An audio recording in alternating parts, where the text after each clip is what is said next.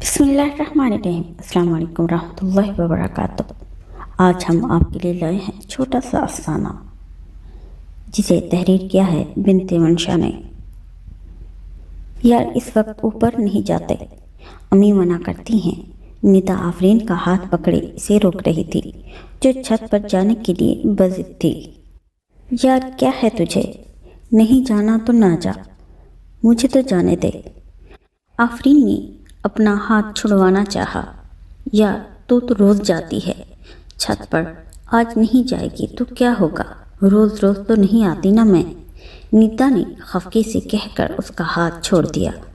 اس کی ناراضگی دیکھ کر آفرین واپس بیٹھ گئی۔ اچھا نہ چل، اب منہ مت بنا، تیرے جانے کے بعد چلی جاؤں گی۔ آفرین نے اسے منایا۔ مجھے تو ایک بات بتا، اچھی خاصی خوبصورت ہے تو کوئی بھی لڑکا تجھ پہ عاشق ہو سکتا ہے، تو کن چکروں میں پڑ گئی ہے؟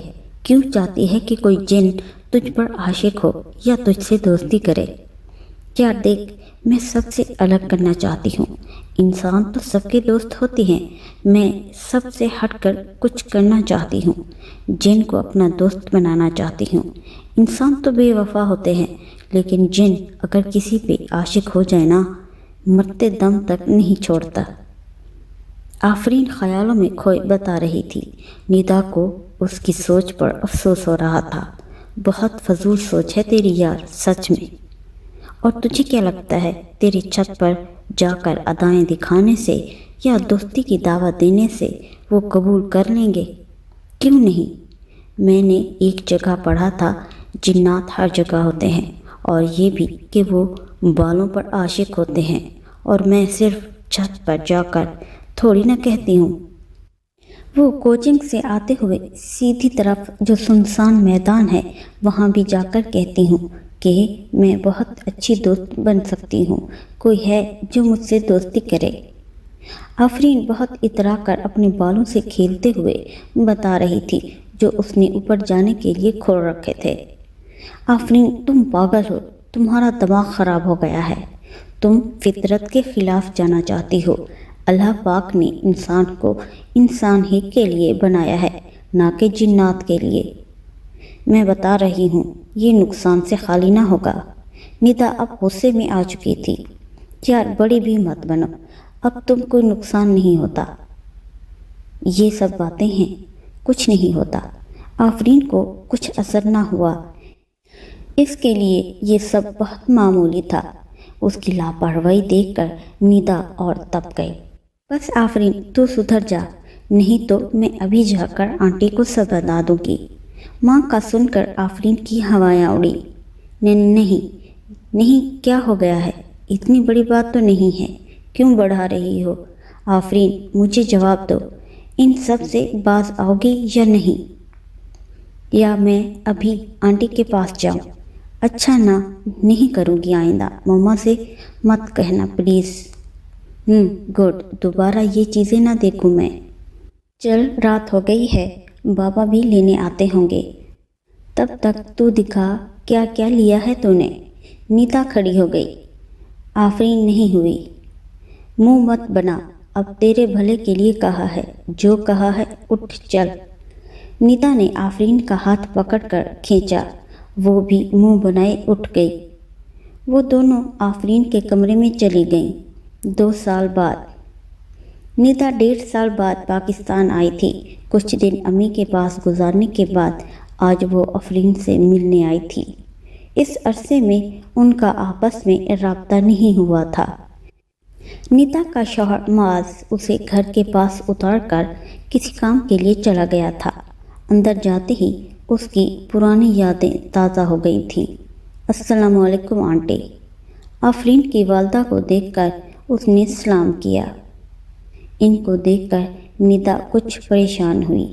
1.5 سال میں وہ کافی بدل گئی تھی۔ ہر وقت حشاش بشاش رہنے والی خدیجہ آنٹی آج بجھی بجھی سی لگ رہی تھی۔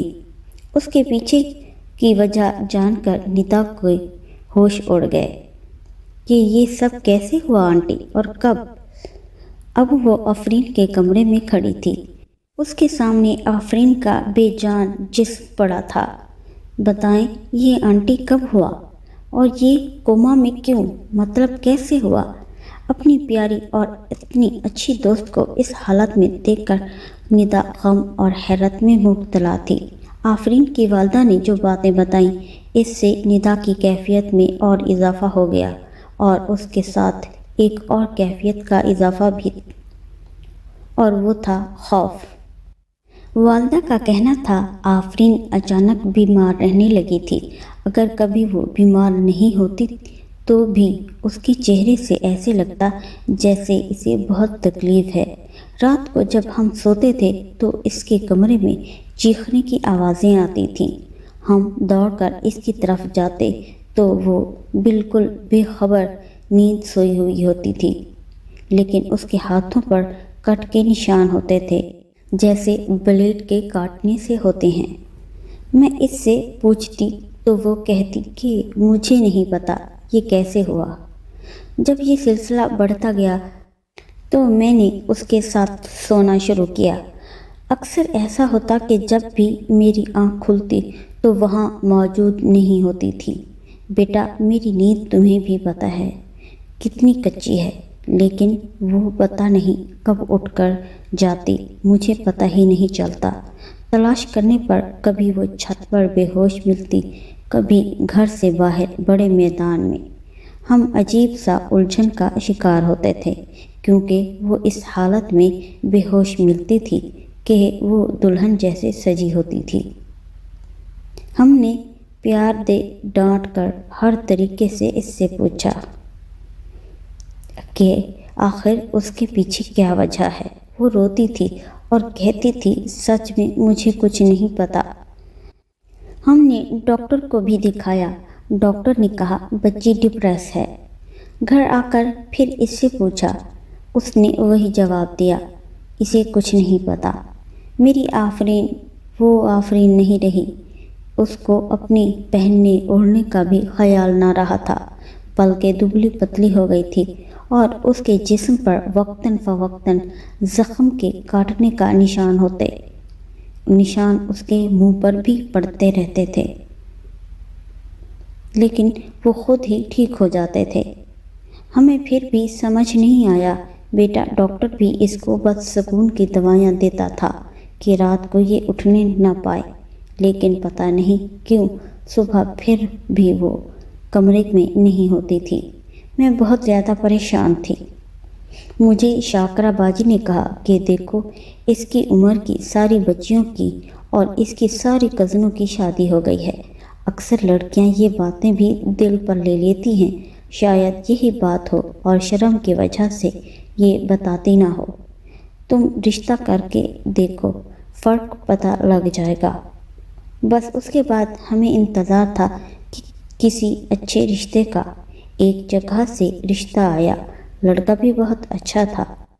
گھر والے بھی انہیں آفرین پسند آئی، اور جب میں نے آفرین سے پوچھا تو اس نے بھی انکار نہیں کیا۔ ہم نے اس کا رشتہ پکا کر دیا اور 2 مہینے بعد کی منگنی کی ڈیٹ رکھی۔ اسے جسمانی تکلیف تو ہوتی رہتی تھی، لیکن بیٹا اس کے بعد میں آفرین کی خوشی محسوس کرتی تھی جو اس کی منگنی کی تیاریوں کے دوران اس کے چہرے پر ہوتی۔ میں کچھ مطمئن ہوئی تھی۔ آخر منگنی کا دن آیا۔ میری بیٹی بہت پیاری لگ رہی تھی، ندا بہت پیاری، بالکل شہزادی۔ اس کو دیکھ کر میں لڑکے والوں کے پاس آئی۔ جیسے ہی رسم شروع کرنے کا وقت آیا، لڑکیوں کو کہا کہ آفرین کو بلا لاؤ۔ جب وہ گئیں تو ایک تہلکہ مچا کہ آفرین کمرے میں یا کہیں بھی نہیں ہے۔ اچانک چھت سے آفرین کی چیخنے کی آواز آئی۔ سب اوپر بھاگے تو دیکھا آفرین چھت سے نیچے کود چکی تھی، اسی جوڑے میں جس میں وہ کچھ دیر پہلے شہزادی لگ رہی تھی، اب خون سے لت پت پڑی تھی۔ اس کے بعد سے میں نے اب تک اپنی بیٹی کی آواز نہیں سنی۔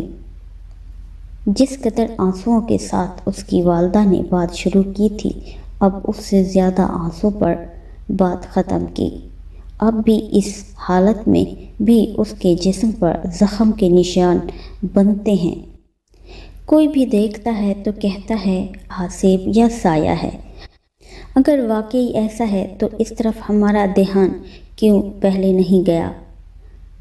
ہم اس کا علاج کراتے، شاید میری بیٹی آج بالکل ٹھیک ہوتی۔ ندا کا دماغ سن ہو گیا تھا۔ اس نے بامشکل آنٹی کو تسلی دینی چاہی۔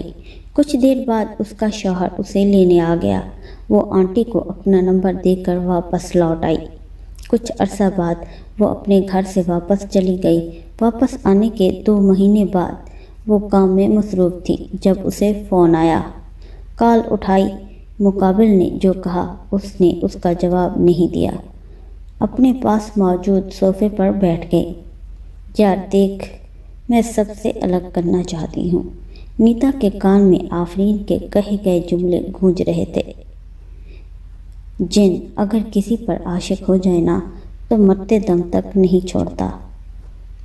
صحیح کہا تھا تم نے آفرین، وہ مرتے دم تک نہیں چھوڑتا، وہ مار کر ہی چھوڑتا ہے۔